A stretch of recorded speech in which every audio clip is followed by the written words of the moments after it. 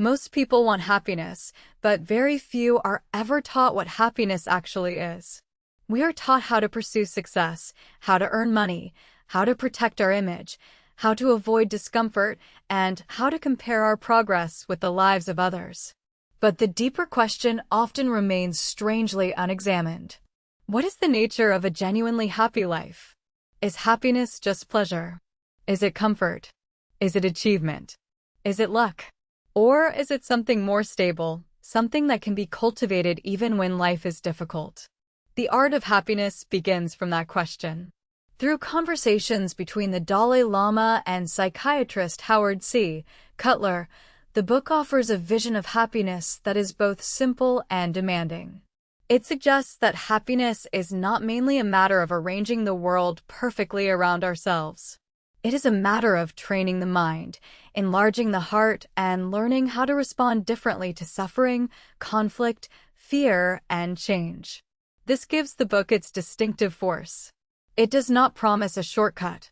It does not reduce happiness to mood or positive thinking. Instead, it asks readers to consider that happiness may be a skill, a discipline, and a way of being.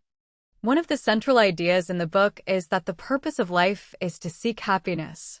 At first, this may sound obvious, even simplistic. But the authors quickly make clear that they do not mean pleasure in the narrow sense. They are not talking about constant entertainment, emotional excitement, or a life free from pain. The claim is deeper. Human beings naturally seek well-being, but they often misunderstand what produces it. They chase status, comfort, approval, possessions, and stimulation, only to discover that these things do not secure lasting peace. The Dalai Lama proposes that genuine happiness depends more on the state of the mind than on the structure of external circumstances. This does not mean the outer world is irrelevant. Hardship matters. Loss matters. Social conditions matter. But even when circumstances improve, inner turmoil can remain. A restless, angry, fearful, or self-absorbed mind can turn favorable conditions into dissatisfaction. A more disciplined and compassionate mind can retain balance even in challenge. So the book's first great movement is a shift from outer chasing to inner cultivation. It asks readers to stop asking only what they can acquire and to start asking what kind of mind they are becoming. The art of happiness repeatedly returns to a truth many people learn too late. External success does not automatically produce inner peace. It can improve comfort, solve practical problems, and open opportunities, but it cannot by itself train the mind. A person may gain money and still be anxious. They may earn admiration and still be lonely. They may live in convenience and still feel emotionally fragile. The book does not reject worldly goals, but it places them in perspective. If the mind is dominated by anger, envy, greed, fear, or chronic dissatisfaction, then external advantages will only be temporarily effective. They may distract, but they will not transform. This is why the book feels both spiritual and psychological. It suggests that many people suffer not because they lack resources, but because they have never learned how to work skillfully with thought, emotion, and attention. The pursuit of happiness becomes distorted when it is projected entirely onto circumstances. We begin to believe that peace will arrive after the next success, the next purchase, the next relationship, the next correction in the external world. But the book gently argues that unless the inner life changes, dissatisfaction simply reappears in new forms. A defining insight of the book is that the mind can be trained. This is not just a spiritual slogan. It is a practical thesis. Just as the body changes through repeated exercise, the mind changes through repeated patterns of thought, attention, and emotional response. If we repeatedly indulge resentment, suspicion, hostility, or self-centeredness, those pathways deepen. If we repeatedly cultivate patience, compassion, perspective, gratitude, and calm, those capacities strengthen. Happiness, in this framework, is not an accident. It is a consequence of mental habits. This idea gives the book much of its hope. It suggests that even if one has been anxious, angry, or unhappy for years, those states are not necessarily fixed identity.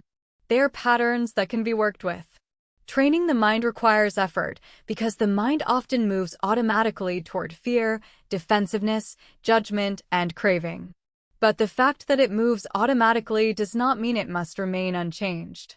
The Dalai Lama's perspective, as presented through these conversations, is that mental training is one of the most important human tasks. If we neglect the mind, we remain at the mercy of its most reactive tendencies. If we train it, we become more capable of peace.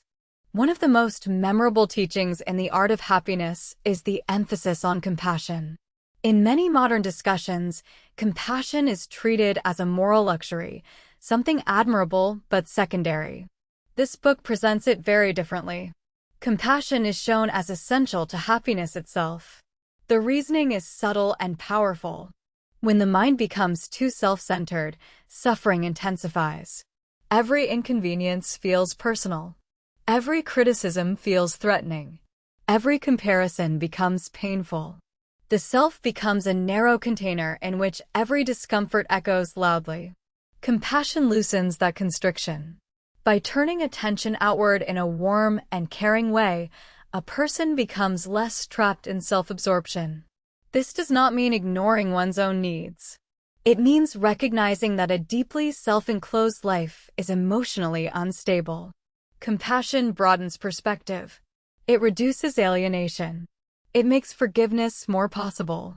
It strengthens connection. And because human beings are relational creatures, these changes have direct consequences for well-being. The book does not define compassion as pity, nor does it reduce it to softness. Compassion is an active concern for the suffering and flourishing of others. It is a discipline of the heart. The more it grows, the less room there is for hatred, bitterness, and chronic hostility. In that sense, compassion is not only generosity toward others. It is one of the most intelligent ways to create peace within oneself. Closely linked to compassion is the book's strong emphasis on human relationship. The Art of Happiness makes clear that a good life cannot be built on isolation, indifference, or emotional coldness. We are shaped by how we relate to others. Trust, affection, empathy, patience, forgiveness, and ordinary human warmth are not decorative features of life. They are structural elements of psychological well-being. The book suggests that much unhappiness comes from a breakdown in the quality of relationship, whether through fear, resentment, suspicion, selfishness, or emotional distance. By contrast, when people feel genuinely connected, their resilience grows. Even difficulty becomes more bearable. This is important because modern life often encourages a very individualistic model of happiness. It teaches people to optimize themselves, improve themselves, and chase private satisfaction. The Art of Happiness offers a corrective. It reminds readers that inner peace and human connectedness are inseparable. The quality of your heart toward others becomes part of the quality of your life. A major strength of the book is that it never pretends life can be made painless. The Dalai Lama speaks with unusual realism about suffering. Illness, aging, loss, disappointment, uncertainty, and death are part of the human condition. Any serious philosophy of happiness must begin there. But the book's response to suffering is not resignation. It is transformation of relationship. Much depends on how pain is interpreted and met. If suffering is greeted only with resistance, bitterness, and the sense that life has violated some promise of fairness, then pain becomes heavier. If it is met with patience, perspective, and a broader view of human experience, then suffering may still hurt, but it does not crush the spirit in the same way. The book encourages readers to see adversity not only as something to endure, but sometimes as something that can deepen understanding, humility, and compassion. This is not a denial of grief or injustice. It is a refusal to let pain define the whole meaning of life. There is something profoundly stabilizing in this message. Happiness is not reserved for those who avoid suffering.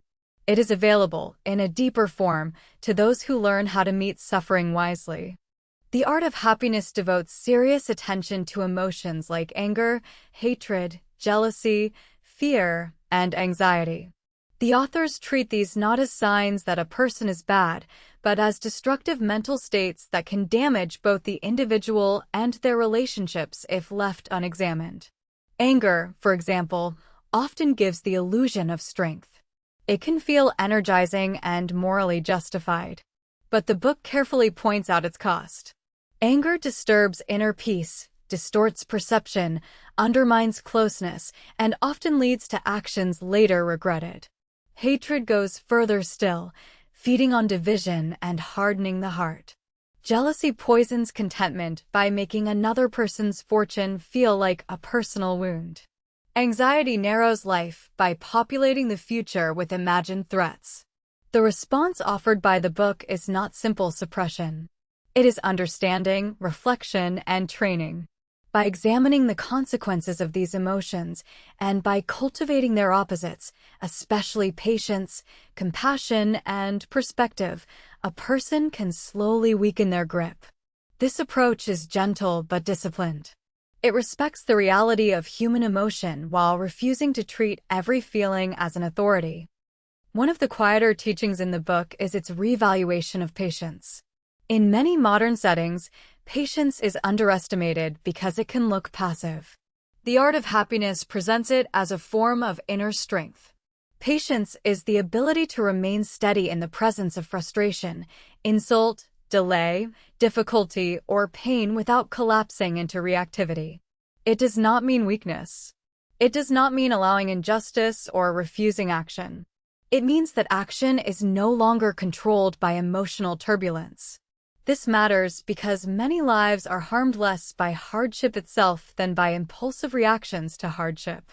A patient mind sees more clearly, chooses more wisely, and remains less vulnerable to cycles of anger and regret. Patience, therefore, becomes one of the practical conditions of happiness. It protects the mind from unnecessary disturbance and keeps the heart more open even under strain. Another important theme in the book is perspective. Howard Cutler often introduces ordinary situations, interpersonal conflicts, disappointments, anxieties, frustrations, and the Dalai Lama responds by widening the frame. This is one of the book's most useful methods. It shows that emotional suffering is often intensified by narrow interpretation. A setback can feel like final failure when seen through ego and fear. It can look very different when seen as temporary, partial, or instructive. A difficult person can appear simply malicious until we remember they too are driven by their own confusion, pain, and limitations. A hardship can seem unbearable when imagined as unique, but more workable when recognized as part of the shared human condition. Perspective does not remove pain, but it changes the emotional weight and moral meaning of pain. The book repeatedly models this practice of widening the frame. In doing so, it gives readers a concrete psychological tool. When the mind becomes trapped in one rigid interpretation, suffering intensifies. When the frame expands, freedom increases. Although the tone of the book is warm and humane, its message is not indulgent. Happiness requires discipline. It must be practiced in thought, in relationship, and in daily conduct. This is part of what makes the book enduring. It does not flatter the reader by suggesting that peace comes automatically once one hears the right insight. Instead, it insists that insight must become habit. Gratitude must be practiced. Compassion must be practiced. Patience must be practiced. Awareness of one's own emotional states must be practiced.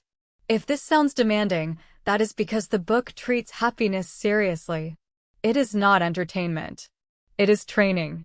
But the encouraging part is that this training begins in ordinary life.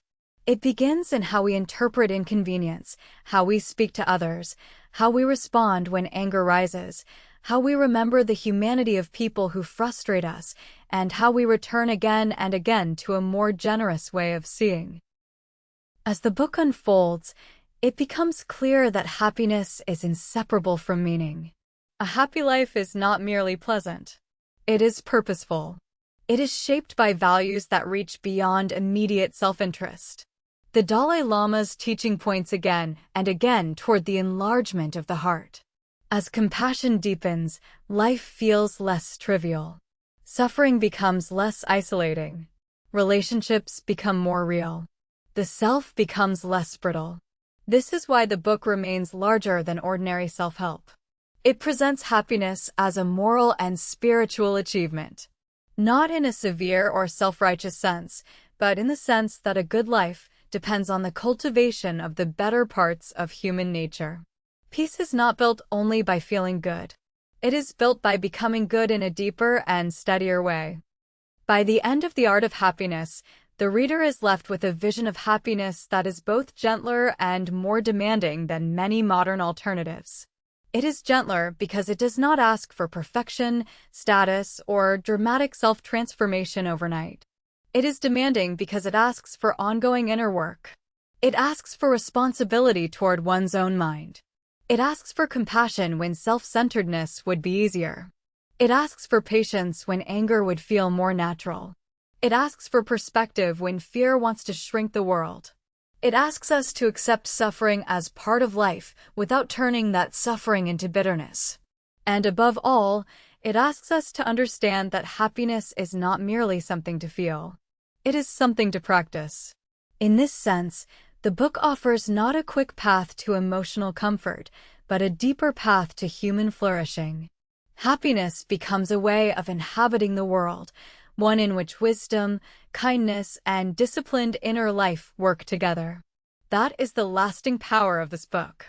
It teaches that a better life begins not with controlling everything around us, but with training what is within us.